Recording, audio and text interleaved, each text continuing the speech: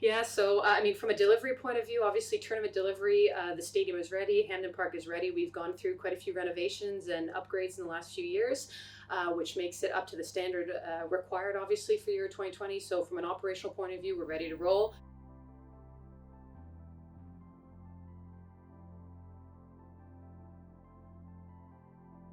My name is Catherine Maher. I am the recent project manager for UEFA Euro 2020 Glasgow on behalf of the Scottish FA.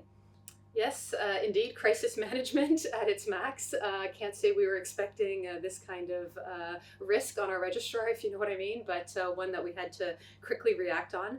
I have to say credit to UEFA, all the member associations, host cities, government officials. On Glasgow's side, obviously the Scottish FA were really, really quick in responding to obviously UEFA's request to host these four matches that we were meant to host at Hamden Park, obviously next June. So we were quick to get together with government officials, city officials, and obviously the stadium representative to double check on dates for next year. Just like with most venues, you need to check if there's other events, be it concerts. Obviously, the city of Glasgow tends to be very, very busy during the summer with its own events. So, cross-checking with all the different events that were normally meant to take place next year, and obviously taking into consideration any event that was supposed to take place this year that was going to be postponed to 2021 and not only Euro matches. So very quick to come together, obviously, and try and work through that. And obviously, we were happy that come June, we were among the host cities and stadiums confirmed for next year.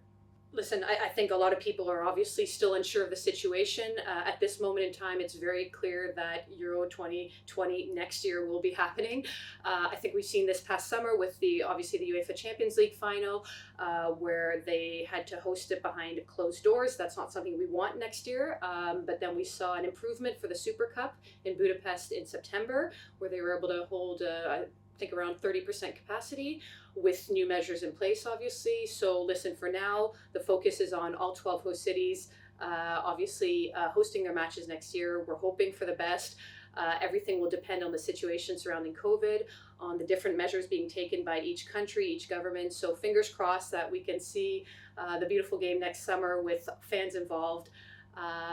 But once again, we got to take it sort of 1 month at a time. Yeah, so I mean, from a delivery point of view, obviously tournament delivery, the stadium is ready, Hamden Park is ready. We've gone through quite a few renovations and upgrades in the last few years, which makes it up to the standard required, obviously, for year 2020. So from an operational point of view, we're ready to roll. If I'm honest with you, a little unfair to compare the Copa America Centenario just because it was a commemorative event. For those who know Copa America, it's obviously a South America, a CONMEBOL event. So usually that's very much, it's hosted in one of the South American countries. This was obviously to celebrate the 100th year anniversary, so they decided to host it together with the US in the US and obviously invite a few teams. So quite an interesting dynamic, if I'm honest with you. You're working with two different confederations, quite a few agencies, some that are used to obviously working on the MLS side of things, others on the Gold Cup. So it's obviously, it was an interesting dynamic, let's say. What I would have to say is obviously in the US, the infrastructure is incredible. When you look at sort of the American football stadiums, it's unbelievable the kind of infrastructure that's put in place. Obviously here in Europe, it just depends on which country and city. You've got some really brand new stadiums, which is fantastic, but sometimes you're obviously dealing with older stadiums. What I would say is UEFA are really, really,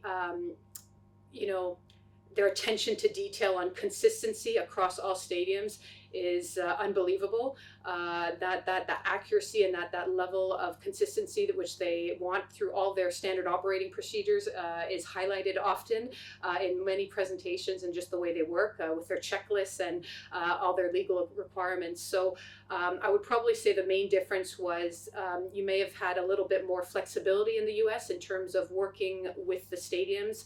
They already have quite the operational team on site, and you're kind of working with them and adapting to obviously your needs to the infrastructure in place.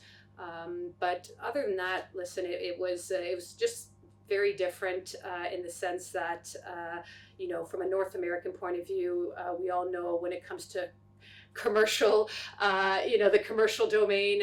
It's quite a thing in the US, as we know. It's quite important. A lot of the show around the sport. So that was quite an opener for me, if I'm honest. Obviously, we're getting there here in Europe as well. More and more, we're seeing that spectator experience come through. But definitely, a few things I learned there that I'm happy are now starting to slowly come to life here in Europe. Yeah, I mean, since my time at UEFA, obviously there's been some massive improvements, especially in the women's game. I'm not going to lie, back in my day, whether it was resources, budget, just making sure we have the proper stadium infrastructure in place, that we felt was what was expected for such a Women's Champions League final. So, there were our challenges back then. And I think the number one challenge that still remains is just filling the seats, just trying to get as many people into the stadiums. And that's both on the women's side as well as on the youth.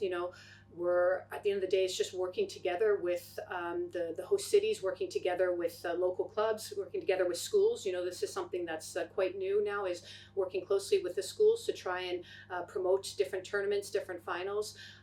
So it's it's obviously we're seeing a massive growth in the women's game.